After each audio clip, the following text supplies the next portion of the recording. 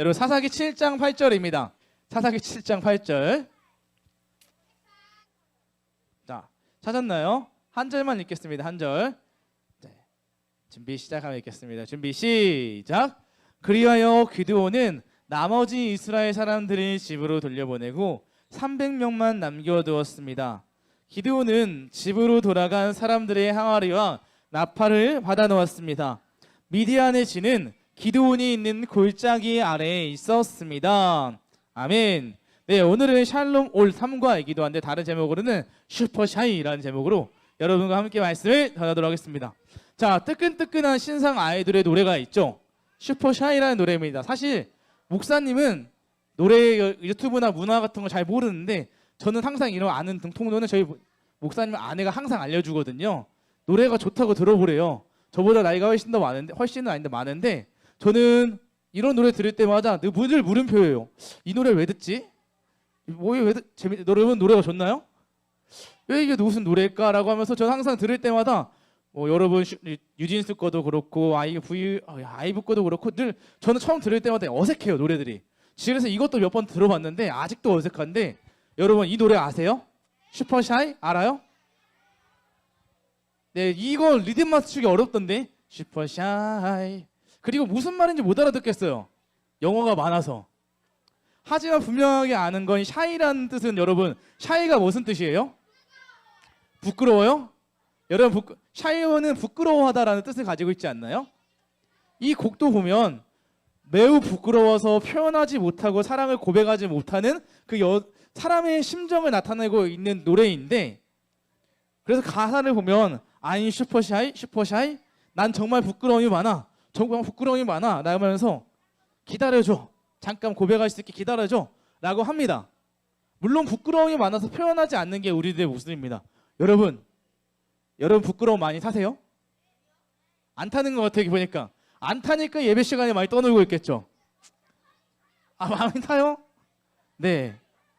하지만 여러분 만약에 부끄러워서 우리 마음을 표현하지 않는다면 상대방은 우리 마음을 어떻게 할 수 있을까요? 알지 못하겠죠. 표현을 해야 그 사람이 우리가 어떤 생각을 하는지 알 수 있습니다. 우리 그리스도인으로 살아가는 것도 마찬가지라고 생각해요. 내가 예수님을 믿는 사람인지 누가 세상의 사람들을 어떻게 알 수 있을까요? 그러니까 나 예수님 믿는 사람이야 라는 거 친구들이 다른 사람들 어떻게 알 수 있을까요? 하나 알 수 있다. 야, 일요일날 뭐하냐? 나 교회 가야 되는데? 그러면 너 교회 다니는구나 라고 할 수 있고요. 그거 말하려고 했어요? 네, 나의 모습, 나의 행동, 내가 어떤 것을 하는지 보고 이 사람이 예수님 믿는 사람인지 알 수 있는 것 같아요. 그래서 우리는 무엇을 선택하고 어떻게 행동하는지가 정말 중요한 것 같아요. 오늘 우리가 만나보는 기드온도 마찬가지입니다. 여러분 우리가 기드온 지금까지 몇 번 배웠나요? 네, 오늘 세 번째입니다. 우리가 지금까지 샬롬 오프라고 해서 기드온의 자격이 없던 모습, 그 하나님 부르셨던 모습을 배웠고 지난주는 샬롬 온이라고 해서 하나님이 기드온의 그 믿음과 그 확신을 주시는 사건을 경험하게 됐고 오늘은 기드온이 어떻게 자신의 믿음을 삶으로 보여주는지를 배워가는 시간인데요. 하나님께서는 오늘 기드온에게 그 믿음을 어떻게 보여주시라고 했는지 함께 나눠보고 싶습니다. 자, 승현아, 지난주에 기드온은 이제 자격이 없었어요. 하나님이 기드온에게 찾아와서 뭐라고 말했죠? 너를 힘센 용사, 큰 용사라고 부르셨을 때 기드온은 어떻게 반응했었나요? 지금까지 우리가 살펴봤을 때. 네, 증거를 주세요. 저희 지파는 너무나도 작아서 이런 일을 감당할 수 없는 사람이에요 라고 말을 했었습니다. 그랬더니 하나님께서는 기드온이 가져온 증거들 예물을 위해 불을 지펴주면서 내가 너와 함께 한다라는 것을 확신을 주셨죠. 그리고 며칠 뒤에 기드온이 본격적으로 미디안과의 전투를 해야 되는 사사로서 자기의 능력을 보여주는 그 전투 현장에 나가게 됩니다. 누구랑 싸운다고요? 미디안이에요. 따라오겠습니다. 미디안 시작. 미디안과의 전투에 나가게 되었습니다. 그런데 하나님께서 기드온에게 요구했던 명령은 뭔가 좀 어색하고 당황스럽습니다. 왜냐하면 사사기 7장 2절과 3절 말씀인데 우리 2절은 남자친구들이 3절은 여자친구들이 한번 읽어주세요. 자, 누가 크게 읽는지 볼게요. 남자친구들부터 2절 읽어보겠습니다. 시작. 때에 여호와께서 기드온에게 말씀하셨습니다. 미디안 백성과 싸울 백성이 너무 많다. 이스라엘 사람들이 자기들 힘으로 승리했다고 자랑하는 것을 듣고 싶지 않다. 여자친구들 시작.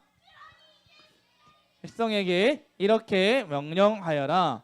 누구든지 두려운 사람은 길르앗산을 떠나 집으로 돌아가도 좋다. 그래서 22,000명이 집으로 돌아갔지만 아직 10,000명이 남아 있었습니다. 아멘. 자, 여러분, 기드온이 전투를 하기 위해서 나갔습니다. 여러분, 최초의 사람들 32,000명이 전투하기 위해서 모였습니다. 32,000명이 모였는데 여러분, 그 당시에는 사사기 시대다 보니까 철기 문화가 좀 들어오기 시작했지만 전투할 때 가장 중요한 건 뭐였냐면 이 당시에는 이동식 무기가 있지는 않았어요. 활이 없습니다. 그러면 중요한 게 뭔가요? 창과 칼 이런 것도 중요한데 그만큼 사람의 숫자도 중요해요. 군사력이라는 것은 사람의 숫자, 군대의 숫자에 따라서 달린데 32,000명이면 정말 많은 사람들이잖아요. 32,000명의 사람들이 모여서 전투를 하려고 하는데 갑자기 하나님께서 말씀하시는 거예요. 야, 사람들이 너무 많아. 여기서 두려워 떠는 사람들을 모두 집으로 돌려보내도 좋다라고 말을 하라는 거예요. 그래서 명령대로 말을 했습니다. 그랬더니 몇천 명이 돌아갔대요. 22,000명이 집에 돌아갔으니까 몇 명 남은 거예요? 10,000명이 남았습니다. 그래서 이 10,000명을 가지고 하나님 싸우겠습니다. 그래서 싸우려고 하는데 하나님이 또 말씀해 주시는 거예요. 그게 바로 5절 말씀인데 5절 말씀도 같이 한번 읽어볼게요. 시작. 그래서 기드온은 사람들을 물가로 데리고 왔습니다. 그때 여호와께서 기드온에게 말씀하셨습니다. 사람들을 두 편으로 나누어라. 개처럼 혀로 물을 핥아먹는 사람과 무릎을 꿇고 물을 먹는 사람을 구별하여 각각 다른 편에 두어라. 아멘. 자, 사람들이 두 편으로 나누라는 거예요. 10,000명의 사람들이 지금 모였습니다. 10,000명 중에서 물을 개처럼 핥아먹는 사람들이 있었고요. 이렇게 그림 보시면 어떤 사람들은 무릎을 꿇고 먹는 사람도 있습니다. 이 사람들이 약 100명이라고 했을 때 이 중에서 하나님께서는 무릎을 꿇고 물을 먹는 사람들만 남기고 개처럼 핥아먹던 그 나머지 모든 사람들은 집으로 다시 돌려보내려고 하는 거예요.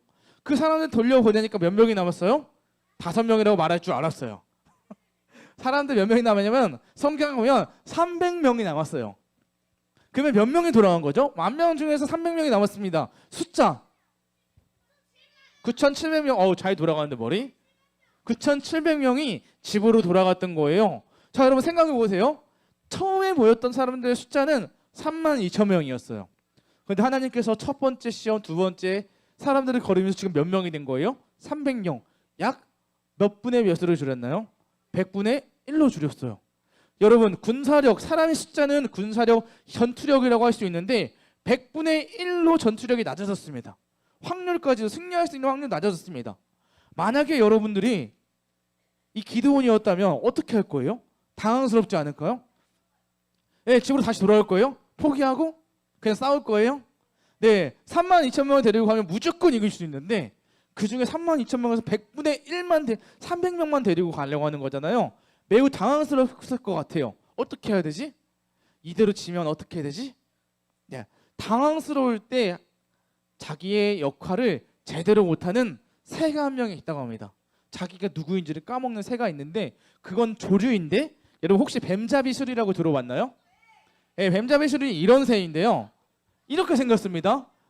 조류고 수리니까 수리과이죠.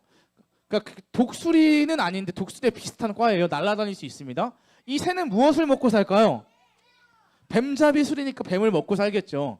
뱀을 먹고 사는 이 새인데 이 새가 날아다니다가 뱀이 보이면 날아와서 뱀을 잡아먹고 사는 거예요. 그런데 이 새가 당황스러울 때 하는 독특한 행동이 있는데 그게 뭐냐면 뱀을 먹기 위해서 한 날다가 내려왔잖아요. 그러다가 갑자기 표범이나 맹수에게 공격을 당하는 거예요. 공격을 당하면 이 새는 어떻게 도망치면 되나요? 하늘 날아가면 되는 거예요. 하늘로 날아가면 되는데 이 새는 갑자기 당황스러우니까 타조처럼 뛰는 거예요. 그러면 뛰면 잡힐까요? 안 잡힐까요? 잡히죠. 표범이나 얼마나 빠른데 잡혀가지고 날아다니지 못하고 잡혀 먹어 그냥 죽는다고 합니다. 이 새는 당황스러운 나머지 앞으로 뛰다가 잡혀 죽는다고 해요.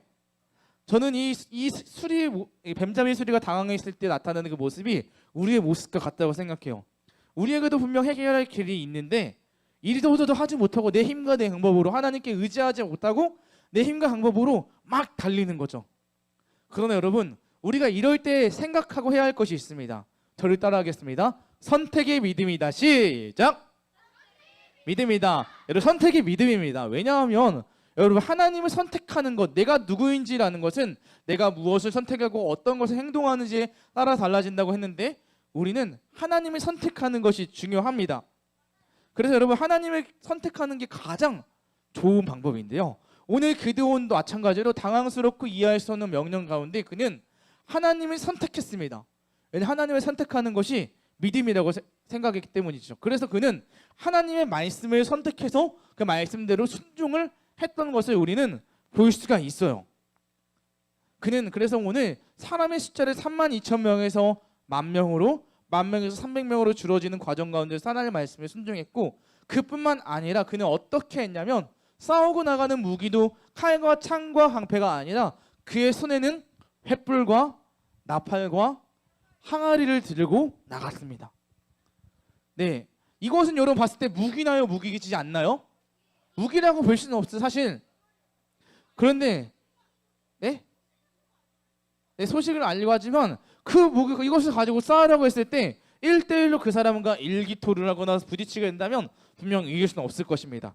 하지만 그가 칼과 창과 방패가 아닌 항아리와 횃불과 나팔을 들고 나갔던 것은 하나님이 그렇게 알려주셨고 그 말씀 앞에 순종했던 거예요. 그 기드온은 하나님을 믿는 믿음이 진정한 무기라고 생각했기 때문이죠. 그에게 있어서 진정한 무기는 믿음이었던 것입니다. 근데 여러분, 여기 그걸 생각해 볼게요. 기드온은 사람의 숫자 군사도 줄였어요. 무기도 우리가 알고 있는 상식적인 방법으로 들고 나가지 않았어요. 만약에 이 기드온이 우리가 알고 있던 처음에 포도주를 타작 마당에서 미디안 사람들이 무서워가지고 타작을 치고 있던 겁쟁이 기드온이었다면 그는 이렇게 할 수 있었을까요? 아마 못했을 거예요. 그는 너를 이스라엘을 구원하는 사사로 불렀다라고 했을 때 저는 할 수 없어요 라고 했던 것처럼 그는 할 수 없었지만, 그가 지금 이렇게 하나님을 선택하는 믿음을 선택할 수 있었던 것은, 저를 따라오겠습니다. 하나님의 은혜를 경험했기 때문에, 시작. 하나님의 은혜를 경험했기 때문에, 다르게 말하면 진정한 샬롬을 주시는 하나님을 경험했기 때문입니다. 그가 이렇게 선택할 수 있던 것은 그와 함께 하시는 하나님이 계시다는 사실을 믿고 있기 때문입니다. 여러분, 바로 기드온은 그것을 배웠어요. 우리가 1과 2과 3과를 보면서 제일 많이 변한 것은 기드온의 상황이 달라진 게 아니에요. 여러분, 기드온에게 달라졌던 건 그의 마음이 변했습니다. 하나님이 그와 함께 하시면서 그가 어떤 상황 가운데 있든지 그가 하나님을 선택할 수 있는 믿음의 사람으로 변화된 거예요. 저는 마찬가지로 여러분들도 위기의 상황이 있을 때, 위기의 순간, 어려움이 있을 때 늘 하나님을 선택할 수 있는 저와 여러분들이 되면 좋겠습니다. 할렐루야. 아멘. 그래서 여러분, 우리에게 중요한 건 은혜를 받아야 되는 거고 진정한 샬롬을 주신 하나님을 경험해야 되는 것입니다. 여러분, 아까 설교를 시작할 때 목사님이 슈퍼 샤이라고 했잖아요. 부끄러워서 사람들에게 표현하지 않는다면 그것은 사랑이 아닙니다. 하지만 여러분, 우리는 이 예배 자리 가운데 하나님을 향한 믿음을 표현해야 됩니다. 왜냐하면 표현이 사랑이거든요. 우리는 어떻게 그걸 표현할 수 있을까? 목사님은 최선의 예배, 최고의 예배라고 생각해요. 그게 뭐냐면 바로 하나님을 향한 감사, 하나님을 향한 고백, 여러 찬양이 될 수 있고 하나님을 향한 여러분들의 몸짓이 될 수도 있습니다. 여러분, 지금 예배 자리 가운데 어떻게 나아가고 있나요? 지금 예배의 주인은 하나님이십니다. 예배를 받으시는 분은 하나님이신데, 이 하나님에게 여러분은 어떤 모습으로 예배 가운데 나아가고 있나요? 이 예배를 하나님 받으신다는 걸 생각하면서 최선의 예배가 무엇인지 생각하면 좋을 것 같아요. 그 최고의 예배, 최선의 예배가 무엇인지 로마서 12장 1절에서 말합니다. 우리 로마서 12장 1절 마지막으로 한번 읽고 말씀 마칠게요. 로마서 12장 1절 말씀 같이 읽어보겠습니다. 다 같이 읽을게요. 시작. 그러므로 성도 여러분, 나는 하나님의 자비로서 여러분에게 권합니다. 여러분의 몸을 기쁘게 하는 거룩한 살아있는 제물로 드리십시오. 이것이야말로 여러분이 마땅히 드려야 할 영적인 예배입니다. 아멘. 네, 우리가 마땅히 드려야 할 영적인 예배, 그것은 우리의 몸을 살아있는 제물로 드리는 겁니다. 여러분, 살아있는 제물로 드린다는 게 무슨 뜻이냐면 여러분들의 목소리로, 여러분들의 몸짓으로 마음 다해 하나님을 예배하는 겁니다. 그래서 여러분 우리 성경학교뿐만 아니라 이 주일 예배 가운데서도 하나님께 예배 가운데 집중하며 나가는 저와 여러분이 되면 좋겠습니다. 할렐루야. 아멘. 그래서 하나님께 최고의 표현으로 최고의 예배로 나가는 저 여러분들이 되면 좋겠습니다. 이 시간 함께 기도하며 나가면 좋겠는데요. 자, 두 눈을 감고 두 손을 모아볼까요? 이 시간 우리의 표현은 하나님에 대한 마음을 기도로 했으면 좋겠습니다. 자, 한번 두 눈을 감아볼게요. 두 손을 모아보겠습니다.